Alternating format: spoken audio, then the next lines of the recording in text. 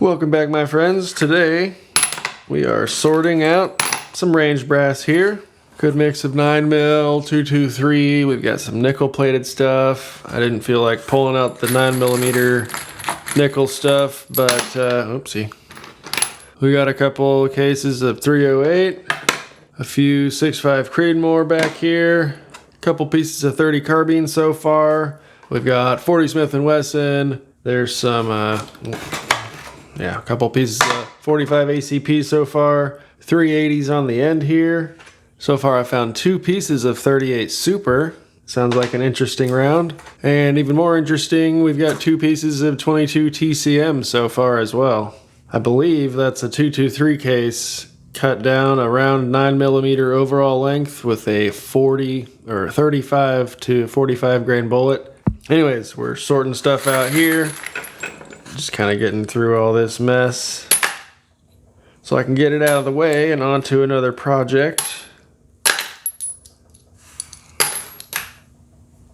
And I'm just checking the 9mm. Make sure it's 9mm instead of 380 or the 38 Super, because you know, if you just stare down and you see the case heads and you're like, yeah, they're all pretty much the same diameter, well, then you're gonna get those mixed in there. So give them a quick looking. Yep, very nice. You know, look out for any splits or any crap like that. And by that, I mean like this rock I'm staring at down here. Yeah, let's get rid of that crap. Here we got, you know, a 40 Smith & Wesson swallowing the 9mm. It's always good stuff. Anyways, yeah, just hanging out here on a Sunday. The range had a match going on. And I'm no bench rest shooter, so I opted out of heading to the range today. No big deal. We got some projects around here we can take care of. Yeah, time to switch that one out. We're full of 9 there. Some of this 9mm was stuff that I was shooting, but a lot of it is brand new pickup to take home and add to the stash, so it's always a good thing if you leave the range with more brass than you took. Got a live piece of 22. It looks like it has been struck, so I guess that was a dud. I'm gonna keep those because I'll just pull the projectile and melt down the lead and then cast it into something I will use. Got some 223 hiding out on the bottom. Nice piece of 45 with the large primer. Not that I care, I don't reload that, but I know a lot of people really hate when it's a small primer. I can understand that frustration. But also in times of shortage, if I could find small primers and not large or vice versa, it would be good to have both sets of brass on hand, depending on what other component you could find to complete it. Looks like some of this was shot suppressed. It's freaking dirty, look at that. Yeah, whatever. It'll all clean up just the same, like you could never tell.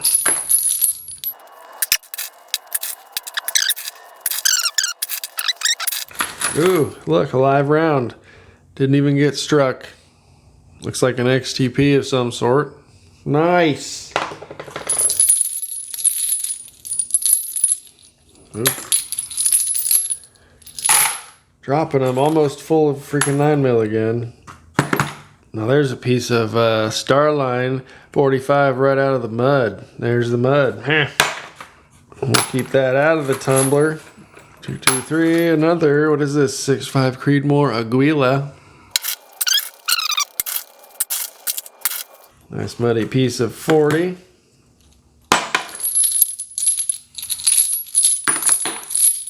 Yeah, some of these are pretty dirty. I'm about to need another container for some 9mm to finish this off. Okay, thought I saw a crack. Tell you what, we'll just throw this one over here into this larger container of dirty pickup 223. And now I have a new 9mm container, and any 223 will continue to go into the coffee can. Yeah, first world problems, running out of containers to sort your brass with. Yeah, this one looks a little interesting. Almost like it got a, I don't know, you can see a ring here. Who knows what that got chambered in. Just a piece of Hornady. Interesting. Must have been shot out of an MP5 or something. We got the nice, the fluting going on there. Might even have a crack, but we'll see if once it cleans up, if we can see it better once we run across that. This one must have had a really tight chamber. Again, this is a different piece of brass, but look at the top up there around the case mouth. We have this ring, and it feels like a different diameter, like it, I don't know.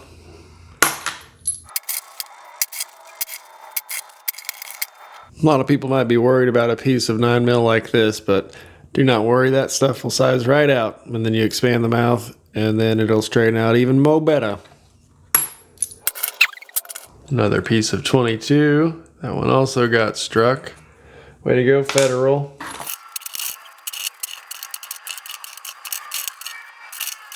And finally done here. Crap tons of 9mm. I'm going to throw that stuff in the wet tumbler right meow, and then we'll get that going here.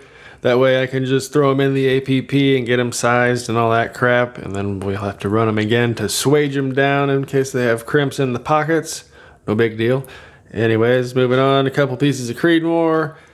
Didn't find any more 308. We did find one more piece of the 30 carbine, blah, blah, blah. Got some bullets here to pull. Not sure what the issue was with this. Maybe it just got dropped out of the box. That's it as far as sorting the old brass out. Now let's get on to the next one. By on to the next one, I meant we're going to tumble this stuff. So in it goes.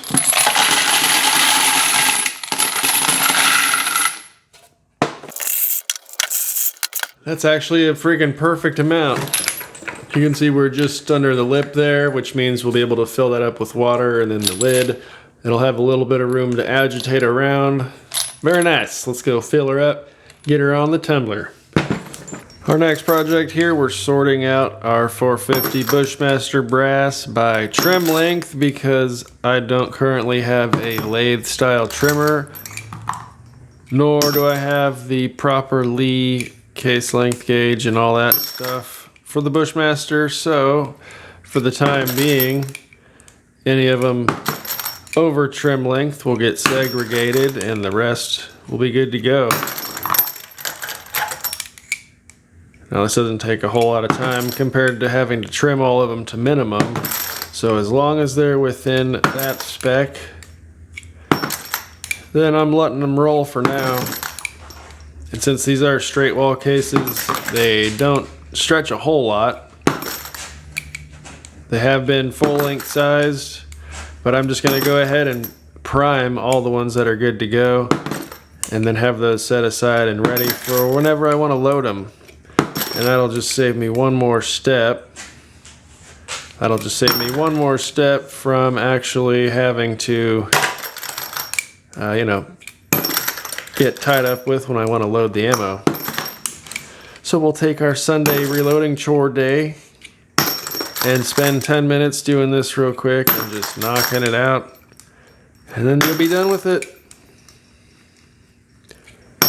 And there's a surprising amount of these under trim length, so by the time we do have to trim them, it's not going to be that bad.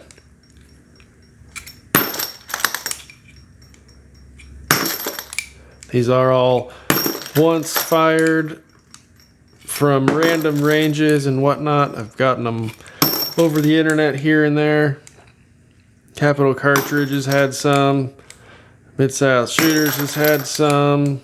I've gotten some in different trades from the Discord channel, and the origin of all these are way different, so I just got to make sure that we get them sorted out properly because we are head spacing off of the mouth right there. So far we only have 5 trimmers, which is not too bad. We are all Hornady brass. I have at least sorted that far when I was sizing them out and all that. Yeah, the majority of these are right in the middle, 1695. The max length is 170. So these are all plenty of room to go. And since they have been sized, they're not going to be stretching. So all we got to do is prime, expand, add powder, seat bullet, and be done. So I'll probably actually expand all the mouths out too, and then prime them all just to have them ready to go. Because it is a straight wall cartridge, you do have to flare out that case mount, especially with coated bullets, because that'll scrape off your coating or cause leading and so on and so forth. And even with some jacketed bullets, it'll scrape that too, so you'll have copper shavings, and could also lead to leading, but highly unlikely. It could certainly, more likely though, lead to inaccuracies and inconsistencies if you're scraping material off your bullet, jacketed or not.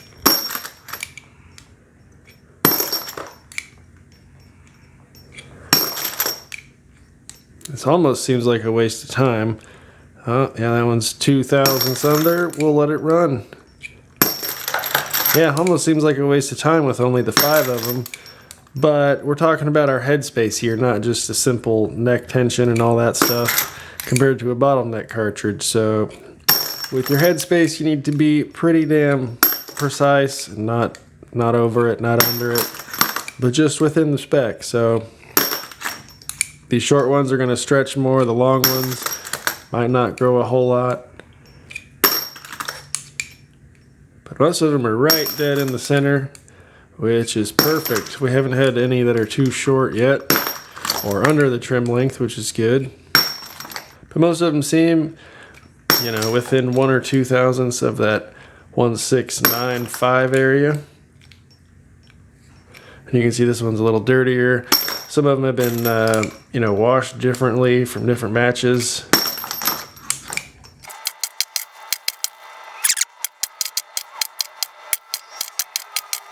This one's got a little nick on the mouth though, but I'm pretty sure after we seat our bullet and whatnot, we'll barely be able to tell once we get that crimped. So let's let it run. And if it splits on the first firing, well, I guess it's second firing, then I won't be too upset.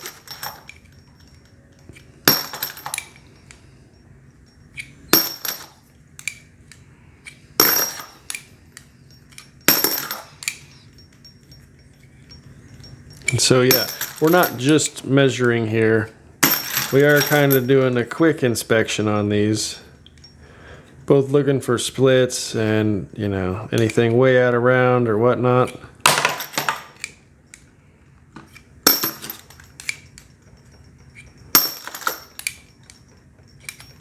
For the most part though, it's like 90% of these. I think we are perfect, in great condition. And, you know, once fired, I should get a crap ton of firings out of this. Probably my lifetime's worth of brass.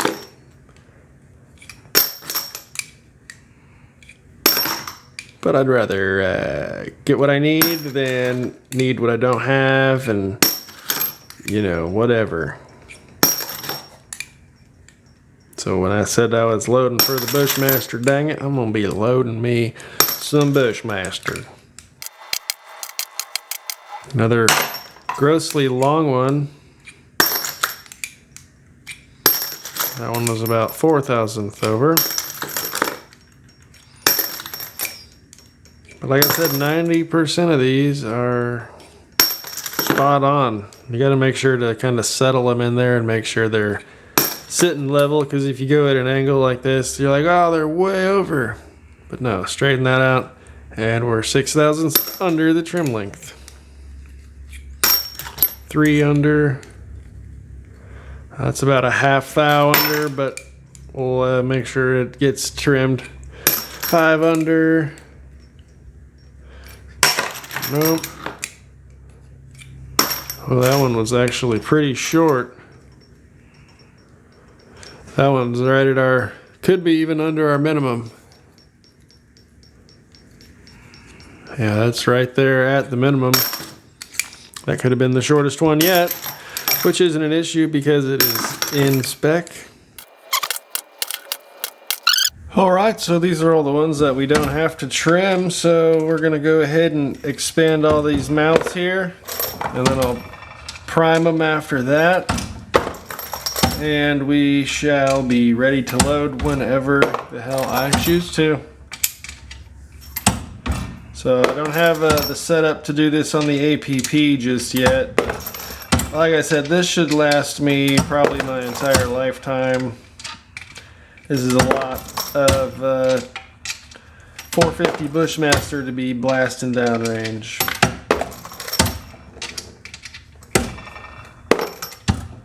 But we're just using our Lee case mouth expander, and I set it up with one of the shorter pieces of brass, so you can see with any length we put in there that's in spec, we'll be able to get that started, and we'll be able to seat that nice and straight without pulling off any of our powder coat, scraping our lead, so on and so forth. And also, here's one with a little ding on the mouth. I'm going to run it and we'll see if that splits or does anything weird. I don't expect it to. Seems like we mostly smoothed that out, so nothing to worry about there. Good stuff. Like I said, I've got this dialed in with our shortest piece of brass, so everything will be sufficiently expanded, so no scraping. However, the longest cases out of the spec will perhaps get a little extra flare. Hopefully it's not too excessive. But I've heard of people getting 8 or 10 firings out of their Bushmaster brass, so I'm okay with that. We'll just try to limit as much expansion and stretching as we can. But we do have to give them a nice heavy crank. There's no way around that. You gotta hold them in place to build up your pressure. I'm gonna be loading up a boat ton of these here soon. I just gotta get more cast. I've only got maybe 100 projectiles after I did an inventory, so I'm gonna have to do more of that before I get them loaded up.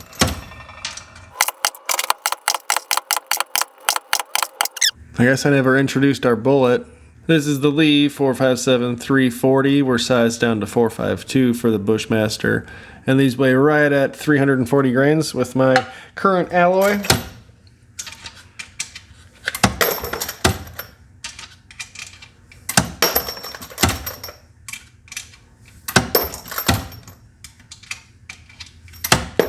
What kind of projects are you guys working on this week? And do you guys like to have your brass and stuff prepped and primed and ready to go, or do you kind of just wait and do it all at once? I guess for me it depends on the project. The stuff that I can only load on my single stage, or that only makes sense to load on a single stage, like if I'm only doing 50 rounds of 308 or something, makes more sense to me to have everything prepped and ready to go, to where when I just want to dump powder and bullets so I can do that, it'll be good to go. Almost like running on a progressive, you can just dump your powder, seat your bullet, and be done with it. And that is if you do the prep ahead of time to get your brass primed and 100% ready to go. And the Bushmaster is one of those cartridges for me. I'm not running this on the Dillon. I would need the 45 shell plate, 45 ACP shell plate, but I can also get that for 308, so that one might make sense to pick up.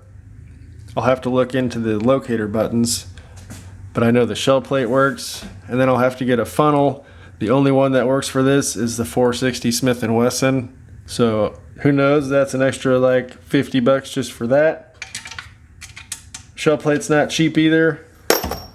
And again, I'm not blasting and mag dumping this Bushmaster here. I would rather gonna weigh out my charges, or at least do them on the Uniflow in smaller batches. So this isn't something I need to be running progressive.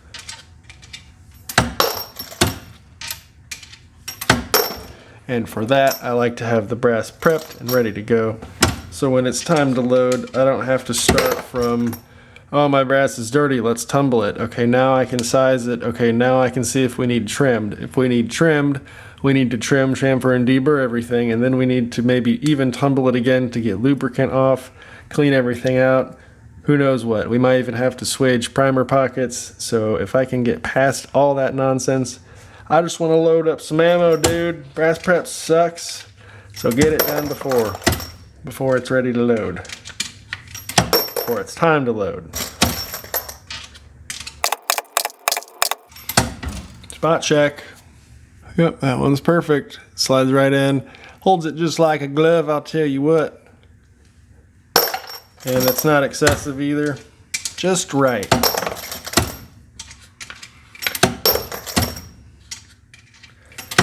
Well, give me a few minutes. We'll knock this crap out and then we'll get on to priming and putting them up for storage.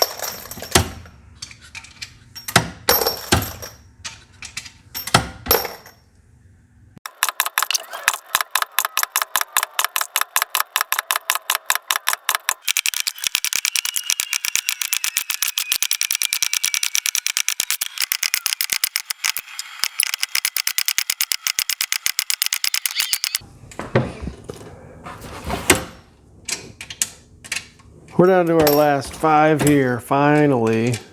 It's taken a while. Had to go get dinner, do some chores, all that fun stuff, and we are done here with the expanding. Now we're going to start priming them. We're going to be using some CCI number 450s. Boom, yeah, there we go. And I hope I have enough to do them all, so I don't have to worry about later on messing around with that later. So. Well, I lied. I'm about out of time for this to be Sunday reloading chores. So here we are, all expanded and ready to go for priming. And we're going to be using the Frankford Arsenal hand priming tool with our CCI number 450s. I got to take off for now, but we'll come back. This will be a different video where I'll be displaying the reloading tool, the hand priming tool there. Pretty nice unit so far. But we'll see you next time. Thanks for hanging out. Have a good one.